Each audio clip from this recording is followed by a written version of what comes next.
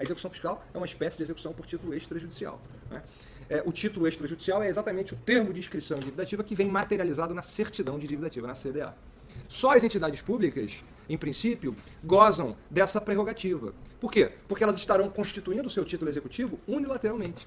Pensa nos outros títulos executivos extrajudiciais. Nota promissória, duplicata, cheque, contrato. Não há constituição unilateral desses títulos, há sempre a participação de credor e devedor. Não é? Aqui não. A Fazenda unilateralmente constitui o seu título executivo. Quer dizer, a execução fiscal é efetivamente um rito privilegiado, uma sistemática privilegiada, vantajosa de cobrança de créditos, basicamente porque permite que a Fazenda constitua unilateralmente o título executivo com que se apresentará em juízo para formular a cobrança. Tá? Por isso que você tem que ter cuidado na hora de estender essa possibilidade a entidades que não integram o conceito de fazenda pública. Não é? Muito bem. A OAB não pode se valer do rito da execução fiscal. Isso está pacificado na jurisprudência do STJ. A OAB não pode se valer desse rito. Por que não pode? Porque a OAB ou é uma autarquia especial, sui generis, ou não é uma autarquia. Eu prefiro achar que ela não é uma autarquia. O Supremo Tribunal Federal, quando afastou o controle das contas da OAB do TCU, por vários ministros, declarou que a OAB não era autarquia. Porque era difícil equacionar essa questão, afastar o controle de contas e dar caráter autárquico à OAB. Então vários ministros disseram que a OAB não é, mas também não disseram o que ela era. A não ser que você considere função essencial à justiça como uma natureza jurídica. Porque na Constituição, ninguém duvida, está lá, das funções essenciais à justiça. A OAB está enquadrada ali. Mas a natureza jurídica propriamente dita é, vamos dizer, ainda indefinida na minha concepção. Seja como for, o STJ não permite que a OAB proponha execução fiscal. No entanto, a lei da OAB, o Estatuto da OAB, permite que ela constitua unilateralmente o seu título executivo, certificando lá o débito referente à anuidade não paga pelo advogado, por exemplo. E permite que ela cobre em execução por título extrajudicial, que seria a própria certidão que ela extrai do seu processo administrativo, os débitos. A OAB o que faz, então, na prática? Promove execução por título extrajudicial na vara federal comum, não na vara de execução fiscal. O rito é o rito do CPC, Código de Processo Civil, execução por título extrajudicial. Tá? Isso está pacificado. Pessoa jurídica de direito privado, em princípio, não pode propor execução fiscal. Por que a pessoa jurídica de direito privado não pode propor execução fiscal, em princípio? Porque ela não pode constituir unilateralmente o seu título executivo. Ela não pode escrever créditos em dívida ativa. Certo? Então, não poderá propor execução fiscal. E a autarquia exploradora de atividade econômica? Pode propor execução fiscal? Peraí, o que é autarquia exploradora de atividade econômica? É possível? Não sei se é possível no plano da validade, mas na prática já ocorreu. Foi criado um banco no Sul, um banco de fomento, e deu-se a esse banco a natureza autárquica, era o BRDE, o Banco Regional de Desenvolvimento do Extremo Sul. BRDE, era um BNDES regionalizado, uma espécie de BNDES regionalizado. Tá? O que acontece? Esse banco,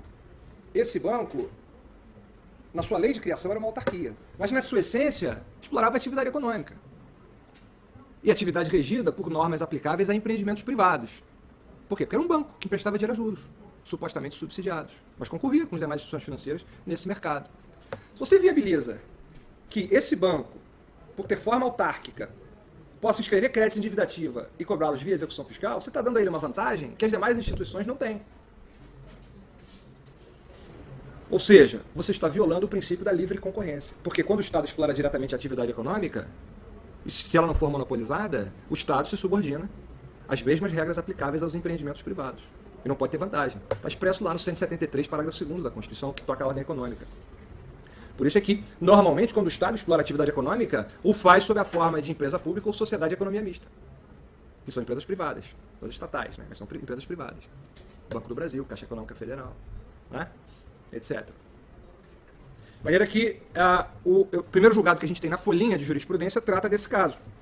O Banco Regional de Desenvolvimento do Extremo Sul, BRDE, empresa estatal que explora atividade econômica, não pode valer-se de mecanismo de execução de dívidas de que as empresas privadas se veem excluídas, independentemente do fato de o banco se afirmar autarquia. Posteriormente, o Supremo chegou a dizer que a constitucionalidade de uma suposta autarquia desse naipe seria duvidosa. Porque a autarquia é descentralização de serviço público. Né? Se você descentraliza a atividade econômica, dá a forma autárquica e força a barra. Mas, enfim, seja como for, afastou-se então a possibilidade de cobrança via execução fiscal de créditos dessa autarquia. Porque seria um privilégio indevido. Seguindo na linha de situações sui generis, a Constituição prevê uma execução sui generis, que é a execução de decisões do Tribunal de Contas. Dá uma olhada no texto constitucional, no artigo 71, parágrafo 3º. Diz o seguinte, o parágrafo 3º. As decisões do tribunal, é o Tribunal de Contas, né, que nós estamos tratando aqui. As decisões do tribunal de que resulte imputação de débito ou multa terão eficácia de título executivo. Tá? Que tipo de execução é essa que se propõe para cobrança de multa ou de débito reconhecida em acórdão do Tribunal de Contas? É uma execução fiscal? É uma execução fiscal essa? Parece que não, né? Porque nós já vimos que a execução fiscal, vamos ver até, a execução fiscal é a ação adequada para a cobrança da dívida ativa, do débito inscrito em dívida ativa. Aqui não se trata de dívida ativa. Não há inscrição em dívida ativa. A eficácia que viabiliza a execução desses créditos da Fazenda decorre do fato de se tratar de um crédito reconhecido em decisão do Tribunal de Contas. Mais nada. Não há necessidade de inscrição em dívida ativa. Eu entendo que nada impede a entidade fazendária, titular desse crédito reconhecido pelo Tribunal de Contas, de inscrever em dívida ativa para propor execução fiscal. Mas não há necessidade. Basta que ela se apresente em juízo com a prova do acórdão, da decisão definitiva do Tribunal de Contas. É uma execução de título extrajudicial, mas não é uma execução fiscal. Porque não é uma execução da dívida ativa. Entenderam? E quem é que vai patrocinar essa execução? É o Tribunal de Contas? Não, o Tribunal de Contas não tem personalidade jurídica. É um órgão da União. É o Ministério Público que atua perante o Tribunal de Contas? Também não. Não é papel do Ministério Público ajuizar a execução fiscal para arrecadar. Quem vai propor, segundo a jurisprudência, é a entidade fazendária titular de crédito, representada pela sua procuradoria. Se for um crédito reconhecido pelo TCU em favor do INSS, quem é que vai propor essa execução? O INSS, através do seu procurador. Se for em favor da União, a União através do procurador da Fazenda Nacional. Vamos dar uma olhada no julgado número 2 aqui da folhinha, também do Supremo Tribunal Federal. A ação de cobrança somente pode ser proposta pelo ente público beneficiário da condenação imposta pelo Tribunal de Contas, por intermédio de seus procuradores, que atuam junto ao órgão jurisdicional competente. É o RE 223037, Supremo Tribunal Federal. É até possível a penalidade de faturamento da empresa, isso já foi controvertido no âmbito do STJ. Acabou prevalecendo no STJ a tese de que é possível sim a penhora de faturamento da empresa. Mas cuidado, penhora de faturamento, embora recaia sobre dinheiro, não é a penhora preferencial. Porque aquele dinheiro que está no topo da lista do artigo 11 é o dinheiro certo, existente nos cofres da empresa ou em depósito ou aplicação mantida junto a bancos. Penhora de faturamento é penhora de renda futura, renda incerta. E que de alguma forma afeta a atividade empresarial. Então a penhora de faturamento é uma penhora excepcional. Só pode ser realizada quando reste inviável a penhora por outros meios, ou a penhora sobre outros bens. Isso na execução fiscal é bem evidente porque a penhora de faturamento é enquadrada no parágrafo 1º do artigo 11. Olha o que ele diz. Excepcionalmente, a penhora pode recair sobre o estabelecimento. Quer dizer, a penhora de faturamento equivale à penhora do próprio estabelecimento. Tá? É como se o juízo se tornasse sócio daquele estabelecimento, participando com um percentual sobre o faturamento, até que o débito esteja integralmente garantido. Aqui nós vamos aplicar também subsidiariamente o Código de Processo Civil, o parágrafo 3º do artigo 655-A. Repito, o parágrafo 3º do artigo 655-A do Código de Processo Civil. Diz ele: na penhora de percentual do faturamento da empresa executada, será nomeado depositário com a atribuição de submeter à aprovação judicial a forma de efetivação da constrição, bem como de prestar contas mensalmente, entregando ao exequente as quantias recebidas a fim de serem imputadas no pagamento da dívida. Aqui tem um reparo a ser feito. Tudo bem que na penhora do percentual do faturamento será nomeado um depositário, com a atribuição de submeter à aprovação a forma de efetivação da penhora, prestando contas mensalmente. Normalmente o próprio empresário. Se ele não quiser, o juiz nomeia um depositário. Seria uma espécie de administrador. Ele não é bem depositário, porque ele não fica com dinheiro em depósito. Ele é um administrador. Certo? Outra impropriedade aqui é quando fala entregando mês a mês as quantias recebidas para serem imputadas no pagamento da dívida. Entregando ao exequente. Não é entregando ao exequente. É depositando em juízo. Por quê? Porque os embargos podem estar em curso. Somente depois de superada a fase de embargos, derrotada o executado, a empresa executada, transitada em julgado, e ainda sendo feita a penhora de faturamento, aí sim, passa o dinheiro a ser entregue diretamente à fazenda. Enquanto os embargos estão em curso, o dinheiro é feito, o dinheiro descontado lá do faturamento da empresa é depositado em juízo. Tá? A liberação do depósito ficando condicionada ao trânsito em julgado da decisão. A penhora sobre o faturamento da empresa deve ser feita mediante percentual que não inviabilize a continuidade das atividades empresariais. Dá uma olhada na jurisprudência aí, o julgado número 60 da folhinha, o agravo regimental no recurso especial 1.187.671.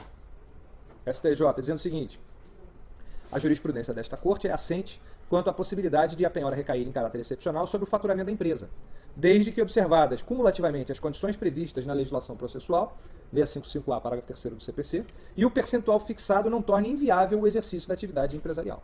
Quer dizer, não é para impedir a empresa de prosseguir na sua atividade, até porque não interessa ao fisco isso. E se a empresa não tiver mais faturamento, evidentemente, o débito não será garantido. Bom, tendo os embargos de natureza de ação, recebidos os embargos, o juiz manda intimar a fazenda para impugná-los, né? Essa impugnação aí terá a natureza de resposta, de contestação da fazenda. Ela está sendo intimada a responder o pedido deduzido na ação de embargos. A LEF fala intimada, alguns autores acham que a diligência aqui seria, a diligência mais adequada seria citação e não intimação. Mas há controvérsia. Porque como os embargos representam uma ação incidental, como a fazenda já está em juízo na posição contraposta à do embargante nos autos, ou seja, no processo de execução, o caso seria propriamente de intimação mesmo para responder aos embargos. Tá? Isso aí não tem reflexo prático. O prazo para a fazenda impugnar é de 30 dias e corre da data da intimação pessoal do seu representante judicial. O representante judicial da fazenda tem direito à intimação pessoal de atos processuais. Artigo 25 da LEF se aplica aí subsidiariamente, não, porque é da própria LEF, né? Artigo 25. Então, o artigo 25 da Lei das Execuções Fiscais prevê que a intimação seja pessoal. Então, o prazo de 30 dias para impugnar os embargos corre da intimação pessoal. Intimação que pode ser feita por mandado ou mediante vista dos autos. Súmula 240 do Tribunal Federal de Recursos, já extinto, dizendo que, embora a LEF estabeleça a intimação pessoal na execução fiscal, essa prerrogativa se estende aos embargos. Olha aí, súmula 240, no número 84 da folhinha. Porque a LEF só trata da intimação pessoal na execução fiscal. Mas nas ações incidentais, a jurisprudência estendeu esse direito à intimação pessoal. Súmula 240. A intimação do representante judicial da Fazenda Pública nos embargos da execução fiscal será feita pessoalmente. Súmula 240 do extinto Tribunal Federal de Recursos. Claro que não se aplica a esse prazo aquela benesse do CPC do 188. 188 confere prazo em dobro para recorrer, em quádruplo para contestar para a Fazenda Pública. Não se aplica aqui porque é uma lei especial e já definiu um prazo que é para a Fazenda Pública, de 30 dias. Aquela previsão é para os prazos em geral. Aqui você tem um prazo especial para a Fazenda Pública. Só quem embarga uma execução fiscal é a Fazenda Pública credora. Então não há como você quadruplicar esse prazo. Até porque prejudicaria a própria exequente, que é a titular do prazo. Então não se aplica o 188. Se a Fazenda deixar de oferecer a resposta à impugnação aos embargos, torna-se revel. Porque o réu que não contesta uma ação é revel, não é isso? Mas os efeitos da revelia não se produzem, porque o direito em discussão é de natureza indisponível. E aí incide a previsão do Código de Processo Civil do artigo 320, inciso 2. Certo? Que afasta os efeitos da revelia quando a matéria em discussão envolve direito indisponível. É o caso do crédito fazendário. Além disso, a dívida inscrita goza de presunção de certeza e liquidez. Essa presunção milita em favor da Fazenda Pública. Só pode ser quebrada por prova inequívoca. Então, mesmo que a Fazenda se mantenha silente nos embargos, revel, continua o executado, o embargante, tendo que formular, que produzir aquela prova inequívoca necessária a desconstituir a presunção de certeza e liquidez da dívida inscrita. Então, por todos esses motivos, os efeitos da revelia não são produzidos em sede de embargos à execução fiscal. Nesse sentido, número 85 da folhinha, a súmula 256 do extinto Tribunal Federal de Recursos, que estabelece a ausência de impugnação dos embargos do devedor, não produz em relação à Fazenda Pública os efeitos da revelia.